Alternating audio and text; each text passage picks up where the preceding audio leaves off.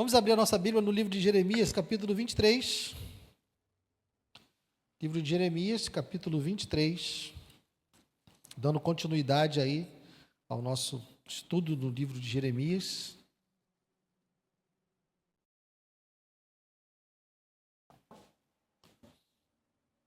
A semana passada nós vimos dos versos 1 ao 8. E hoje nós vamos completar o capítulo. Vamos falar do verso 9 ao verso 40. Mas eu não vou deixar você em pé esse tempo todo. Eu vou ler até o 15 apenas e depois eu continuo com a exposição. Mas se você encontrou Jeremias, capítulo 23, vamos ler a partir do verso 9. Diz assim: a respeito dos profetas, o meu coração está partido dentro de mim, todos os meus ossos estremecem. Sou como um homem embriagado e como um homem vencido pelo vinho por causa do Senhor e por causa de suas santas palavras. Porque a terra está cheia de adúlteros e chora por causa da maldição divina. Os pastos do deserto estão secos, porque o modo de vida deles é mau e seu uso da força não é reto. Pois tanto o profeta como o sacerdote estão contaminados, até na minha casa achei maldade, diz o Senhor. Portanto, o caminho deles será como lugares escorregadios na escuridão, para a qual serão empurrados e na qual cairão.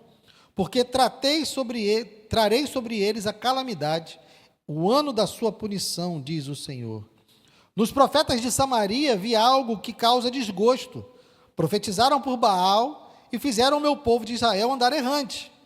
Mas nos profetas de Jerusalém vejo coisa horrenda.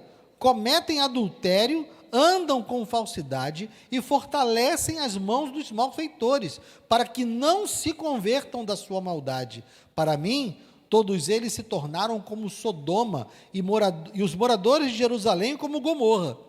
Portanto, assim diz o Senhor dos Exércitos a respeito dos profetas: eu os alimentarei com absinto e lhes darei de beber água envenenada, porque dos profetas de Jerusalém se derramou a impiedade sobre toda a terra.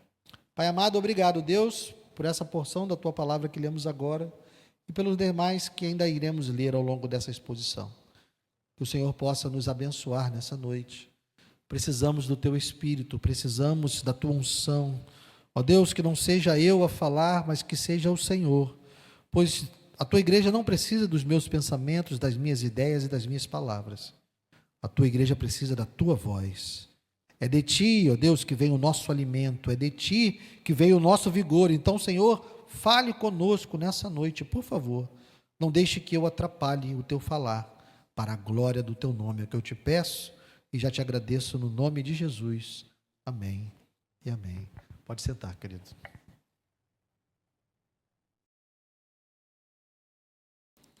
Jeremias aqui, ele está demonstrando o quanto ele está esgotado. Ele já começa o texto. E nessas primeiras palavras aqui, até o verso 10, os versos 9 e 10, ele ainda não é o Senhor falando, é Jeremias falando. A partir do verso 11... o Senhor entra, né? Mas os versos 9 e 10 são Jeremias falando de como ele está espiritualmente esgotado. Veja o verso 9: o meu coração está partido dentro de mim, todos os meus ossos estremecem. Por quê? Porque ele está cheio da palavra de Deus. E quando ele está cheio da palavra de Deus, ele olha ao redor e vê o quê? Ele vê a falsificação da palavra de Deus. Ele está olhando ao redor, está vendo as pessoas e os outros profetas falando em nome de Deus, sem terem nenhuma autorização de Deus para isso. E isso causa dor e sofrimento. Então, os capítulos anteriores, nós vimos na semana passada, aqui no início do capítulo 23, Deus está falando contra os reis. Está dizendo onde os reis falharam. E agora, ele vai começar a falar como os falsos profetas também falharam, como eles falharam no seu ministério profético por estarem falsificando a palavra. Esse é o tema do restante do capítulo 23. É a falsificação da palavra de Deus. É a tentativa de falar em nome de Deus, sem que Deus tenha falado. E é isso que esses profetas estavam fazendo. E isso é tão grave, meus irmãos, que Deus vai repetir várias vezes ao longo desse texto: estou contra esses profetas, porque Deus abomina o que eles estão falando. Então nós vamos dividir o texto em 4 partes. A primeira parte, do verso 9 ao 15, nós vamos ver o pranto do profeta e a corrupção dos líderes. Dos versos 16 a 22, nós vamos ver a diferença de quem fala por si e de quem fala por Deus. Dos 23 ao 32, Deus vai revelar que os falsos profetas são enganadores e mentirosos. E dos versos 33 a 40, nós vamos ver o peso do Senhor. Então essa é a divisão que nós vamos fazer, 4 partes. Primeira parte, a corrupção espiritual e moral dos líderes, versos 9 a 15. Nós lemos, e nós já lemos. Então veja, o profeta ele está quebrado. Jeremias está dizendo que está com o seu coração partido. A alma dele sente o peso do pecado da nação. Por quê? Porque ele, estando cheio da palavra de Deus, estando cheio do propósito, estando próximo a Deus, o coração do profeta está alinhado com o coração de Deus. E Deus está profundamente irado com o povo e com os profetas, por conta da maneira como eles estão agindo. E isso afeta o profeta de um jeito que ele diz: sou como um homem embriagado e como um homem vencido pelo vinho, por causa do Senhor e por causa das suas santas palavras. E o que está causando isso nele? O que está causando sofrimento nele? Porque a terra está cheia de adúlteros e chora por causa da maldição divina. Os pastos do deserto estão secos, porque o modo de vida deles é o quê? É mau. E o seu uso da força não é reto. Então, o profeta está diante do pecado. Ele está contemplando o pecado. Os profetas e os sacerdotes se tornaram adúlteros porque estão levando o povo a tropeçar. Eles estão falando aquilo que Deus não falou e estão levando o povo ao engano. Estão conduzindo o povo por um caminho que Deus não mandou.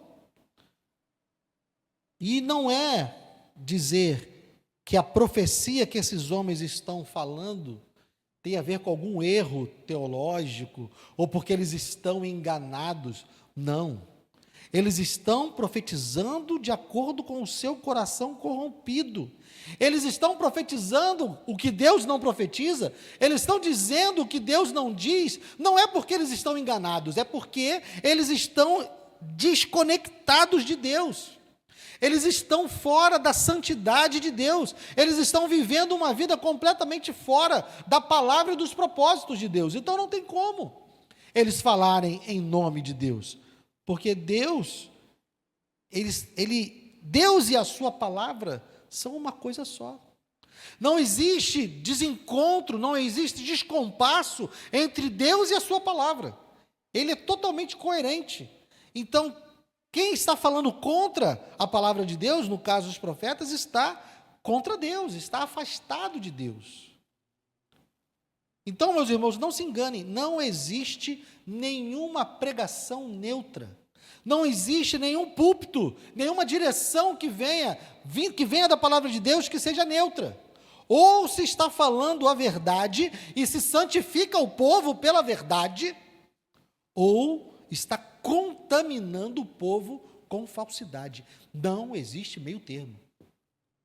Ou nós estamos falando a palavra corretamente e trazendo vida, ou nós estamos adulterando a palavra de Deus e trazendo morte.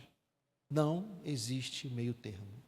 Essa é a responsabilidade de todo aquele que prega a palavra de Deus. E não pense que estou falando apenas de quem prega de púlpito, não. Todos aqueles que proclamam a palavra de Deus, todos aqueles que usam a palavra de Deus, precisam ter consciência de que se não estiver santificando pela verdade, está destruindo e contaminando pela mentira. Não existe meio termo. Precisamos ter total consciência da responsabilidade que é todas as vezes que nós nos aproximamos da palavra de Deus e mais, quando nós vamos fazer uso da palavra de Deus. Essa é a situação que ele está vivendo, que está sendo demonstrada aqui. Eles estão corruptos, eles estão com a sua moral corrompida e estão levando o povo para longe, e por isso serão punidos. No verso 11, pois tanto o profeta como o sacerdote estão contaminados, e Deus vai dizer, até na minha casa achei a sua maldade. Eles não se importavam nem mesmo com o templo. E quando se fala na minha casa, o templo de Deus, nesse testamento, nessa época, estava se falando da presença de Deus. Porque no Antigo Testamento, a presença de Deus, o entendimento teológico do Antigo Testamento é de que a presença de Deus estava restrita ao templo. E eles tinham coragem de entrar no templo e fazer o que faziam, e falar o que falavam dentro do templo. Eu e você hoje não temos mais essa alternativa, porque nós sabemos que Deus não está restrito a um lugar. Tudo que eu e você fazemos diante de Deus. Eu estou na minha casa, está diante de Deus. Eu estou no meu trabalho, está diante de Deus. Estou no ônibus, está diante de Deus. Você não vem aqui para encontrar a Deus. Essa linguagem que nós costumamos usar, né? Venha para a casa de Deus, venha encontrar o Senhor. Isso é só uma linguagem que aponta para o Antigo Testamento. Esse prédio não é um templo e Deus não habita aqui, como era no Antigo Testamento. Deus está em toda a terra e o cristão tem o próprio Deus dentro de si. Então nós, tudo que fazemos, seja de bom ou de ruim, nós estamos fazendo diante do Senhor. Mas Deus está demonstrando a sua indignação de como esses homens, eles estavam fazendo o mal dentro da casa do Senhor. Eles não tinham mais nenhum temor, eles não tinham mais nenhuma hesitação em invocar o nome do Senhor para falar a falsidade. Eram quase ateus. Então vem a segunda posição, a falsa segurança dos que falam de si mesmos. Versos 16 ao 22. Assim diz o Senhor dos Exércitos, não deem ouvidos às palavras dos profetas que profetizam entre vocês, e que os enchem de falsas esperanças. Falam as visões do seu coração, não o que vem da boca do Senhor. Dizem continuamente aos que me desprezam, o Senhor disse, vocês terão paz. E a todos que andam segundo a dureza do seu coração, dizem, nenhum mal lhe sobrevirá. Porque quem esteve no conselho do Senhor e viu e ouviu a sua palavra?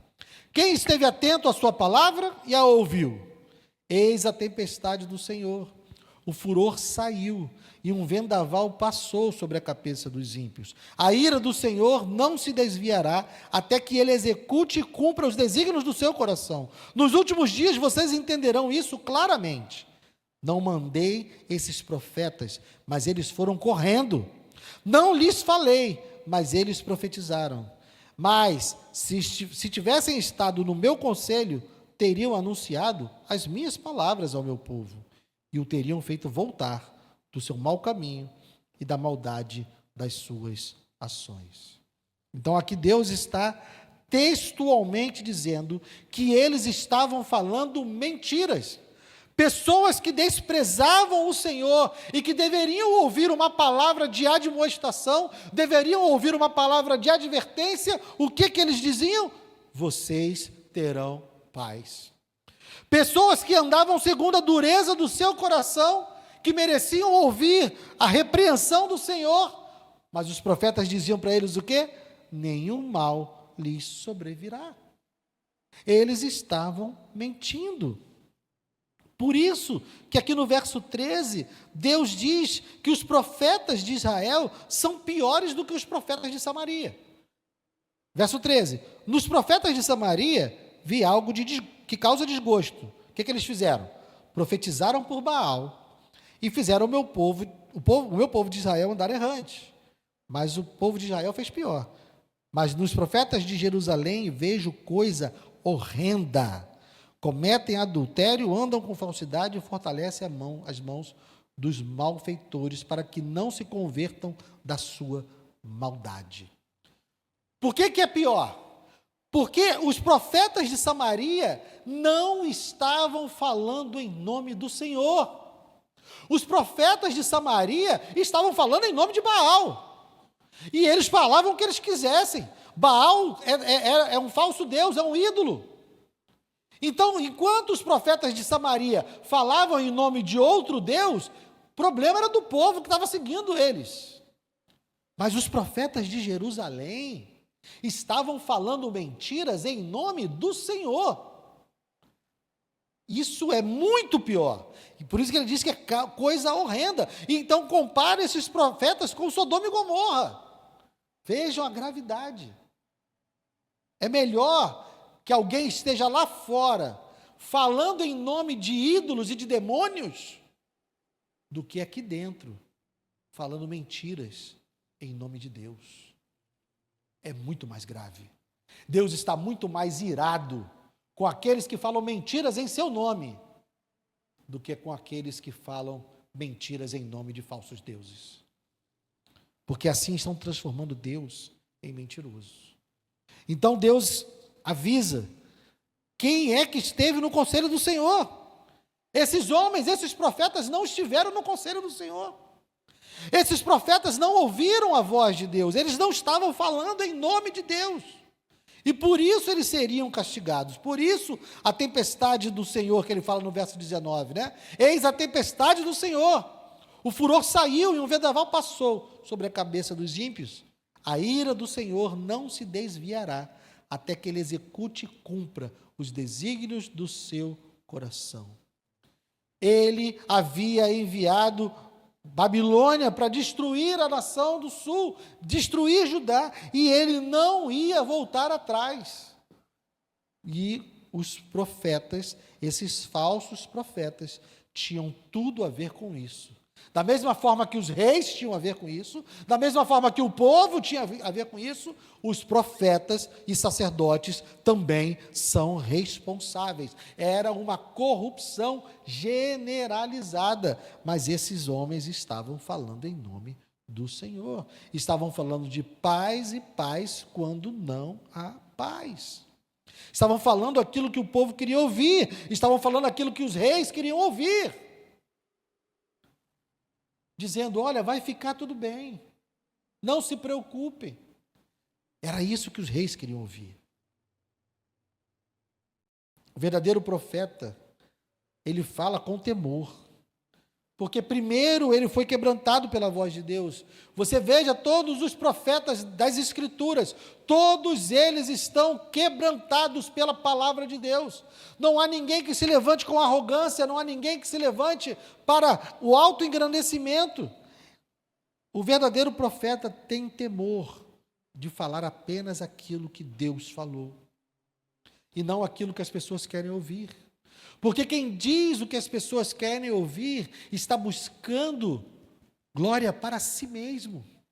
Quem diz o que as pessoas querem ouvir está buscando adoração para si mesmo. E Deus está dizendo que eles serão punidos por causa disso. E no 22 ele diz, se eles tivessem estado no meu conselho, se eles tivessem estado na minha presença, se eles me conhecessem, teriam anunciado as minhas palavras. Teriam dito ao meu povo, e o meu povo teria voltado do seu mau caminho. Mas eles estavam falando apenas o que o povo queria ouvir. E o povo, então, segue no seu caminho. Quem está manejando a palavra de Deus, quem está usando e falando da palavra de Deus, não pode estar preocupado em confortar consciências que deveriam estar sendo repreendidas. Existem pessoas que precisam de conforto, e existem pessoas que precisam de repreensão. Nós devemos discernir a quem consolar e a quem repreender. Nós não podemos consolar aqueles que precisam ser repreendidos, da mesma forma que nós não podemos repreender aqueles que precisam ser consolados. Precisamos ter discernimento para usar a palavra de Deus. Uma coisa que nós não podemos nunca, jamais, é deixar alguém que não é salvo acreditar que é salvo. Nós não podemos olhar para uma pessoa que está se perdendo, que está contrária a Deus, que está em inimizade com Deus, fazer ela pensar que está tudo bem, porque senão ela vai ser destruída, como a nação de Judá foi. Os profetas estavam dizendo que estava tudo bem. Os profetas estavam dizendo para os que se desprezam ao Senhor, vocês terão paz. Estavam dizendo para aqueles que andam segundo a dureza do seu coração, nenhum mal lhes sobrevirá. Mentira, porque foram todos destruídos. Babilônia veio e destruiu todo mundo. E eles não deram ouvidos à palavra de Deus, porque os falsos profetas estavam dizendo aquilo que as pessoas queriam ouvir. Terceira sessão, temos então o perigo da espiritualidade fabricada, verso 23 ao 32. Sou eu Deus apenas de perto, diz o Senhor, e não também de longe? Pode alguém se ocultar em esconderijos de modo que eu não o veja? Diz o Senhor. Não encho eu os céus e a terra? Diz o Senhor.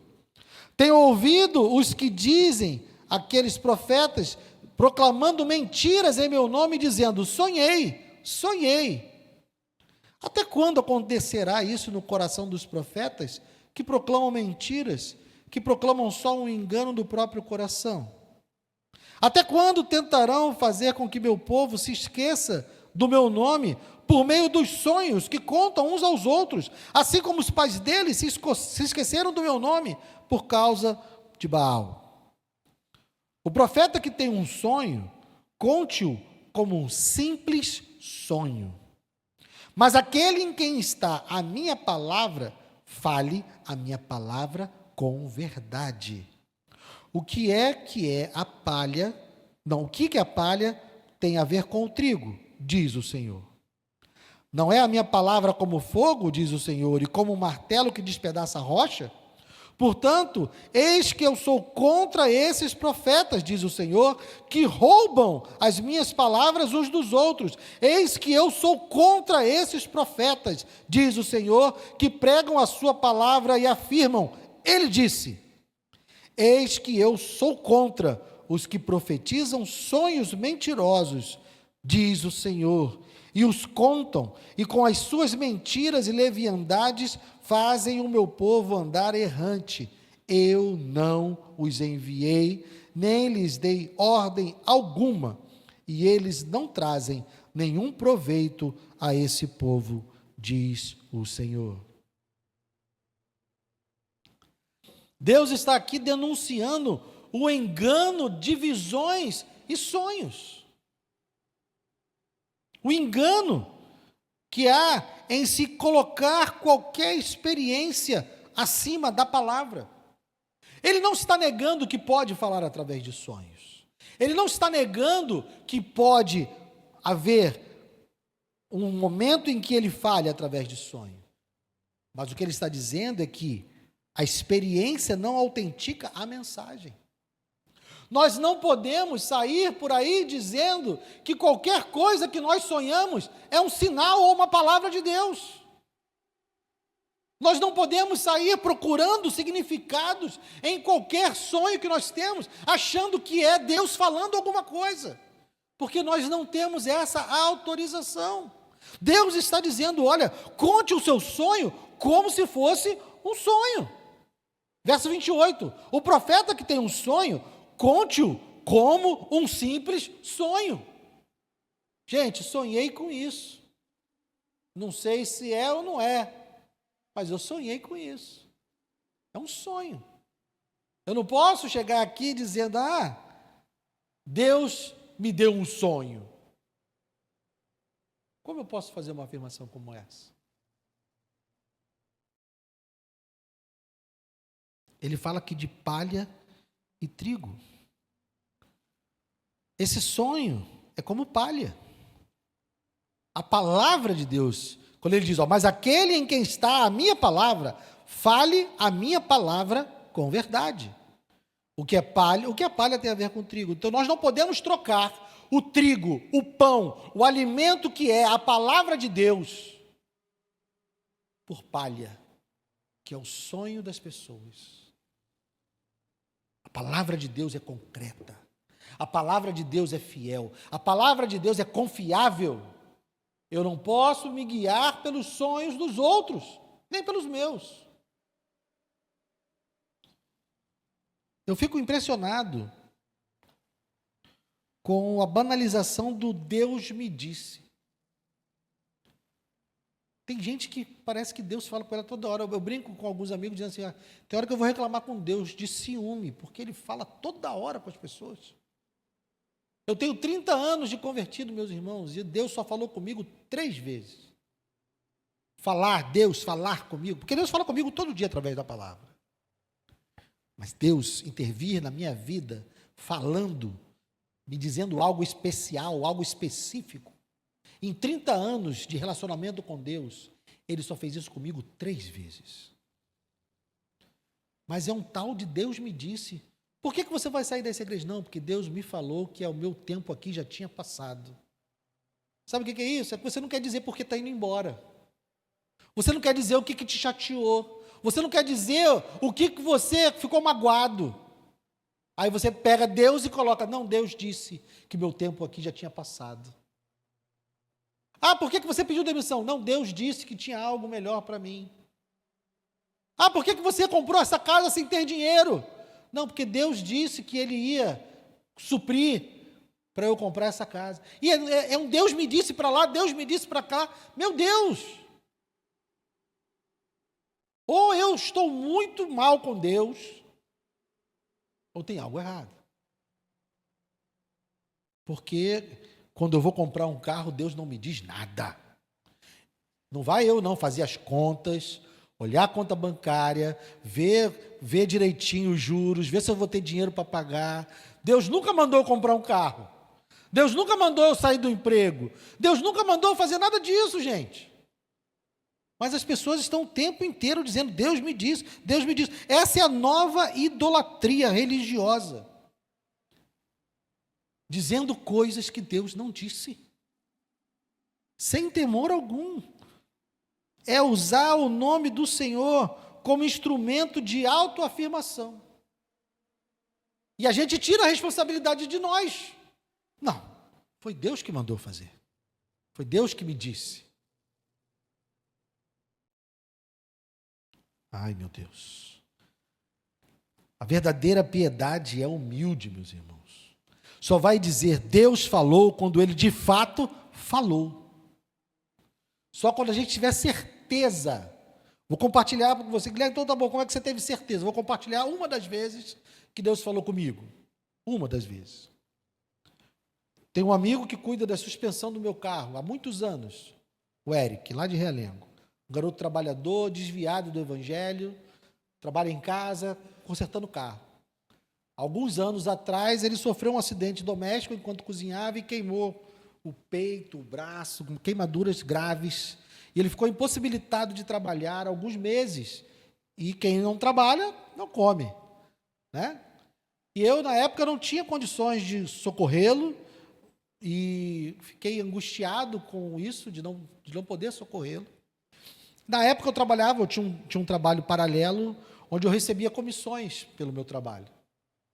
E Deus me disse claramente, Guilherme, você está indo entregar esse trabalho hoje, achando que a comissão é tanto. Mas quando você chegar lá, a comissão vai ser 3 vezes maior do que você estava esperando. Esse excedente é para o Eric. Como é que eu sei que Deus falou? Porque quando eu cheguei lá, a comissão era 3 vezes maior do que eu estava esperando. Se eu estava esperando receber 10, eu cheguei lá e recebi 30. Foi Deus que falou ou não foi? Foi. Saí de lá com os 20, com os 30, peguei os meus 10 e peguei os outros 20 e bati lá na porta do Eric. Os valores são só de exemplo. Mas bati lá na porta do Eric, o Eric lá com a oficina fechada, ele veio todo enfaixado. E o que foi, Guilherme? Falei, cara, não me pergunta nada, eu estou te entregando apenas o que Deus mandou te entregar. Eu tive certeza que foi Deus que me falou, porque se cumpriu exatamente o que Deus falou. Então eu podia dizer para o Eric, Deus mandou te entregar. Fora isso, meus irmãos, e as outras 2 vezes que Deus falou, eu vou buscar os princípios da palavra de Deus, eu vou buscar os ensinamentos de Deus, vou tentar orientar, aconselhar, de acordo com aquilo que está revelado na Escritura, mas eu não posso dominar sobre a sua vida, dizendo que sonhei, ou dizendo que Deus mandou te dizer algo, que Ele não me disse para falar. Até mesmo eu aqui pregando, eu não posso afirmar para você, olha, Deus mandou eu dizer isso aqui. Eu estou buscando ser fiel ao texto, porque aqui tem a palavra de Deus. Na medida em que eu me desviar disso, eu estou por minha própria conta. Estou navegando às escuras. Então eu preciso ficar fiel ao que está aqui, porque Deus não psicografou o meu esboço. Fui eu que fiz, com todos os erros que estão aqui, fui eu que fiz. Então eu não posso dizer também, assim diz o Senhor. A verdadeira piedade é humilde. Só vai dizer que Deus falou algo quando Deus de fato falou. Quando tem certeza confirmada de que foi Deus que falou. Fora isso, não vai falar. E o 4º ponto. O peso do Senhor, versos 33 ao 40. Quando, pois, este povo, ou um profeta, ou um sacerdote perguntar a você, Jeremias, qual é a sentença pesada do Senhor? Responda, vocês são o peso, e eu os lançarei fora, diz o Senhor. E se um profeta, um sacerdote, ou alguém do povo disser, sentença pesada do Senhor, castigarei esse homem e a sua casa. Em vez disso, cada um deveria perguntar ao seu companheiro e ao seu irmão, o que o Senhor respondeu? O que foi que o Senhor falou? Mas nunca mais vocês devem fazer menção das palavras sentença pesada do Senhor. Pois o que se tornará um peso para alguém é a própria palavra que ele falou. Porque vocês torcem as palavras do Deus vivo, do Senhor dos exércitos, o nosso Deus. O que você deve perguntar a um profeta é, o que foi que o Senhor lhe respondeu? O que foi que o Senhor falou? Mas, porque vocês dizem sentença pesada do Senhor, assim diz o Senhor, porque vocês continuam a usar as palavras sentença pesada do Senhor, quando eu lhes havia proibido de fazer isso, eu os levantarei e os lançarei fora da minha presença, tanto vocês como a cidade que dei a vocês e a seus pais. Porei sobre vocês perpétuo desprezo e eterna vergonha que jamais serão esquecidos. Vejam, o nome dessa sessão é o peso do Senhor, porque vocês repararam nessa expressão que está entre parênteses aí, repetida várias vezes, sentença pesada do Senhor, sentença pesada do Senhor. Essa é uma expressão que era usada pelos profetas. Era algo que indicava o anúncio de uma profecia. Era o equivalente, na nossa cultura, era o equivalente daqueles que se levantam e dizem, eis que te digo. Ou aqueles que se levantam e dizem, assim diz o Senhor. Não existem pessoas que se levantam assim? Assim diz o Senhor. Ou eis que te digo. E começam a falar, porque tudo que é dito após isso é atribuído a quem? É atribuído ao Senhor. Se eu me levanto aqui no meio e digo, assim diz o Senhor, e começo a falar, tudo que eu falo depois do assim diz o Senhor, eu estou dizendo que é o Senhor que está falando. Todas as vezes que eu me levanto e digo, eis que te digo, e digo qualquer coisa, é que eu estou dizendo que é o Senhor que está dizendo. É uma expressão equivalente. O que Deus está dizendo é que essas pessoas não estavam autorizadas a usar essa expressão. E tem um trocadilho aqui, porque essa palavra usada como peso, ela pode ser uma profecia ou então um peso mesmo. Então Deus faz um trocadilho, que ele diz aqui no primeiro, né? Verso 33. Quando, pois, este povo, ou um profeta, ou um sacerdote, perguntar a você qual é a sentença pesada do Senhor, ou seja, o que é a sentença que tem o peso da glória do Senhor, aí ele faz um trocadilho. Diga que vocês é que são um peso, vocês é que são um fardo, e eu vou lançar vocês fora. E ele diz aqui também, olha, no verso 36, nunca mais vocês devem fazer menção das palavras, sentença pesada do Senhor, pois o que se tornará um peso para alguém é a própria palavra que ele falou. Então, o que Deus está denunciando aqui é que existiam pessoas que estavam usando essa expressão que apontava para um oráculo de profecia, mas para falar mentiras. Pessoas que se levantavam no meio, e aí eu vou contextualizar para a nossa cultura, que eles ao invés de dizer sentença pesada do Senhor, eles se levantavam e diziam, eis que te digo. Eles se levantavam e diziam, assim diz o Senhor. Só que o que eles falavam não era a palavra do Senhor. O que ele diz aqui? Porque vocês torcem as palavras do Deus vivo, do Senhor dos exércitos, o nosso Deus. Esses profetas estavam usando essa expressão para dizer que estavam falando em nome de Deus. E Deus responde com ironia, o peso do que vocês estão falando não é meu, mas vai cair sobre vocês. Porque vocês estão dizendo que sou eu que estou falando, mas não sou eu que estou falando. Isso afeta diretamente o terceiro mandamento. Qual é o terceiro mandamento dos 10 mandamentos? Não usarás o nome do Senhor em vão. Não tomarás o nome do teu Deus em vão. Nós, quando éramos crianças, né, a gente pensava, quando falava assim, meu Deus, não fala meu Deus porque você está falando o nome de Deus em vão. A gente pensava que era isso. Tomar o nome de Deus em vão é falar que Deus disse algo que Ele não falou. Tomar o nome de Deus em vão é usar o nome dEle para testificar e confirmar coisas que são do seu coração, do que você quer. É usar Deus para colocar autoridades nas suas palavras. Isso é tomar o nome de Deus em vão. Quantas vezes pessoas dizem, Deus mandou, Deus disse, só para proteger aquilo que ela está fazendo de crítica. Porque se alguém entra lá no gabinete e me diz que eu estou indo embora porque Deus mandou, o que eu vou dizer para ele? Nada. Eu vou perguntar, meu irmão, você está saindo, aconteceu alguma coisa? Alguém te magoou? Alguém te entristeceu? Não, pastor. Deus me disse que era para eu ir embora. Eu vou falar o que para ele? Se Deus já falou com ele, quem sou eu para dizer algo diferente? Mas ele acabou se protegendo de quê? De um contraponto. Porque se ele dissesse, não, pastor, eu estou indo embora por causa disso, disso, disso. Aí eu teria oportunidade. Não, meu irmão, mas não foi isso. Foi isso. Vamos chamar o irmão, vamos conversar. Ele não quer passar por esse processo. Ele não quer tratar do problema. Ele coloca logo lá que Deus disse e pronto, acabou. Resolvido o problema. Ele vai embora, eu não pergunto o que é, ele não me diz o que é, e ele segue a vida. E isso é para qualquer outra coisa. Ah, por que você fez isso? Porque Deus falou. Que tipo de crítica você vai receber se fez algo porque Deus falou?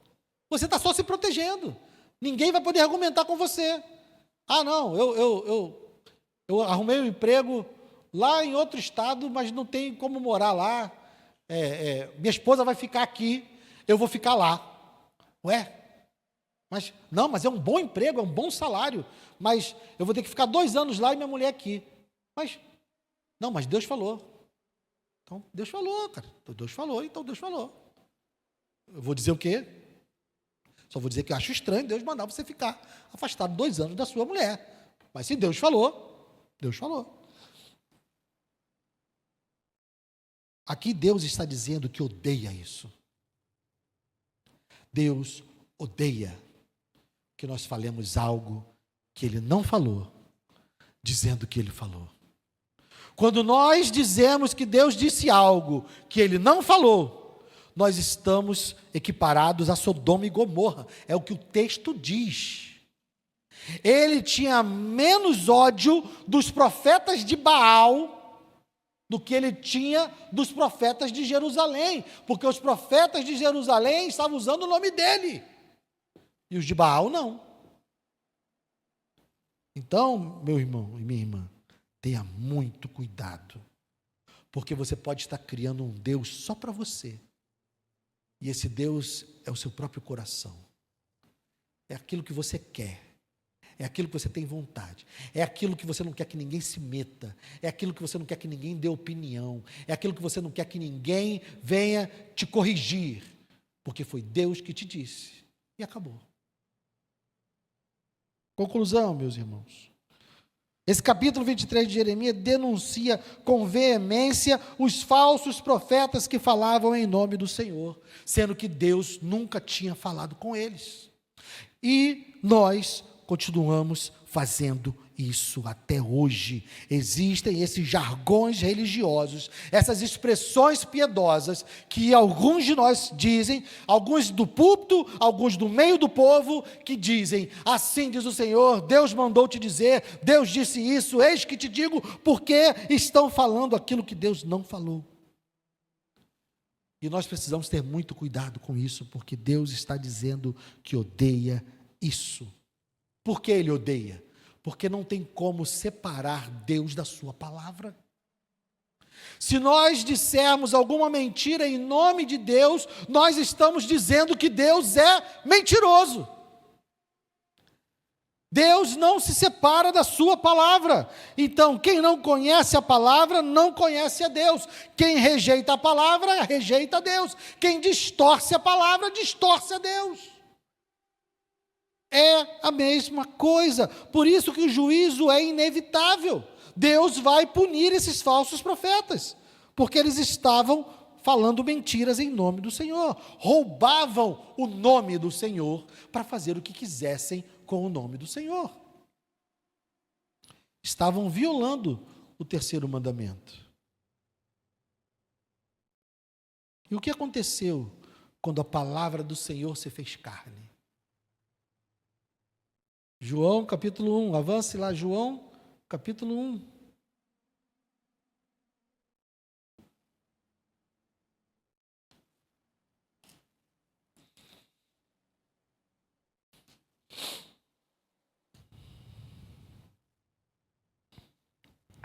João capítulo 1, verso 1, vamos ler todos juntos? O que diz aí? 1, 2 e... No princípio era o verbo, e o verbo estava com Deus, e o verbo era Deus. Mas no verso 11 o que diz? Veio para o que era seu, e os seus não o receberam. De novo, meus irmãos, os religiosos, aqueles que eram os chefes do povo, aqueles que eram os sacerdotes do povo, eles, quando tiveram o Deus encarnado, a palavra viva de Deus na frente deles, eles foram capazes de reconhecê-lo? Não, porque eles não conheciam a Deus. Rejeitaram a palavra de Deus. Deus veio em carne, falou com voz humana, tocou com voz humanas, amou com o coração humano e foi rejeitado por aqueles que diziam conhecer a Deus.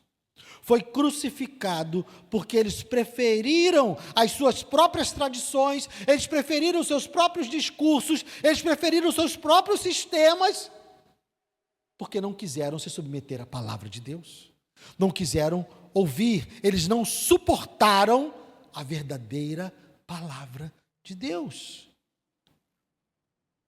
Então, ele foi morto, porque rejeitaram a palavra de Deus. Mas a palavra de Deus, ela não pode ser contida.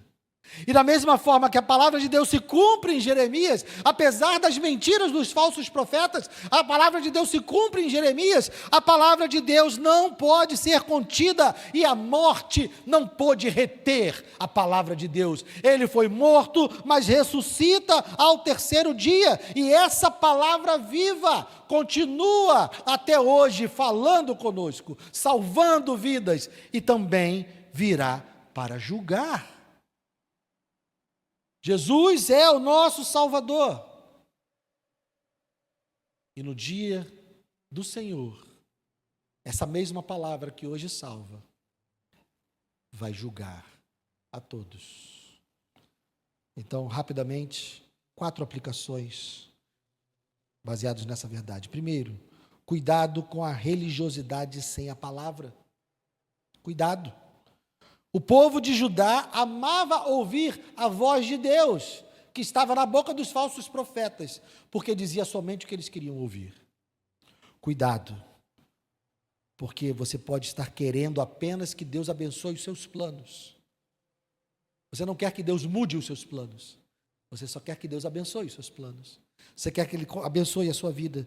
É perigoso, meus irmãos, desejar o nome de Deus sem desejar a vontade de Deus. Segundo ponto, cuidado com a pretensão de falar por Deus. Cuidado! Todo pregador, todo conselheiro, todo crente que compartilha algo em nome do Senhor deve fazer isso com temor. Porque Deus se ira contra aqueles que dizem que Deus falou, sem Deus ter falado. Terceiro, cuidado com o coração surdo. Rejeitar a palavra de Deus, ignorar a palavra de Deus, é a mesma coisa que ignorar a Deus. A apatia espiritual, aquela coisa de que a gente vai ouvindo, mas não responde, não muda, não progride, só ouve, e não aplica a palavra de Deus nunca na sua vida. Saiba que isso é uma forma sutil de incredulidade. E nós somos salvos pela fé. Então, cuidado. Porque você pode estar dentro da igreja e ser um incrédulo, na medida em que você não aplica a palavra de Deus na sua vida. E por fim, confie no Cristo, que é a palavra viva. Hoje nós não buscamos sonhos, nós não buscamos profetas que se levantam e dizem, assim diz o Senhor, e é isso que te digo. Hoje nós buscamos a Cristo, o verbo de Deus revelado nas Escrituras.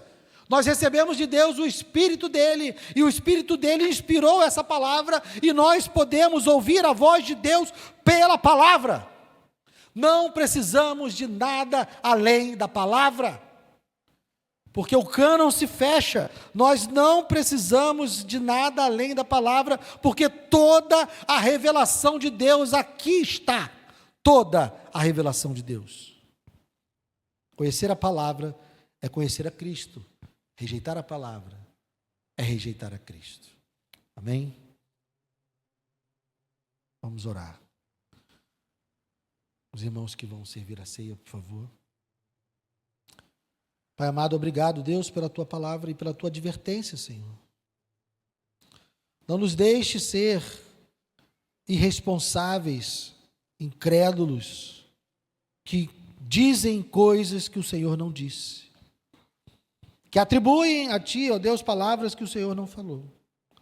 Livra-nos também, ó Deus, de darmos ouvidos a pessoas que falam em Teu nome, mas que estão claramente contrários à Tua palavra. Permita-nos, ó Deus, conhecer a Tua palavra, de modo que quando alguém se levantar, diga algo e nós possamos dizer, isso procede ou isso não procede do Senhor, porque a tua palavra, a Escritura, é a régua que mede todas as coisas. Então, ó Deus, livra-nos de dar ouvidos a homens ou mulheres que se levantarem para dizer coisas em teu nome, que estão contrárias à tua Escritura. Obrigado, Deus, por essa noite, obrigado pelos elementos, pela mesa, pela aliança, Senhor, que se renova todas as vezes que nós confessamos os nossos pecados a Ti. E todos os dias nós reconhecemos que somos dependentes de Ti e precisamos ser salvos dos nossos pecados. E a mesa nos lembra da salvação que o Senhor providenciou para nós, por meio do sacrifício do Teu Filho. Obrigado pelo suco de uva, obrigado pelo pão, por essa refeição que nos lembra da salvação que o Senhor nos trouxe. Te louvamos e agradecemos em nome de Jesus. Amém. Pode servir, queridos.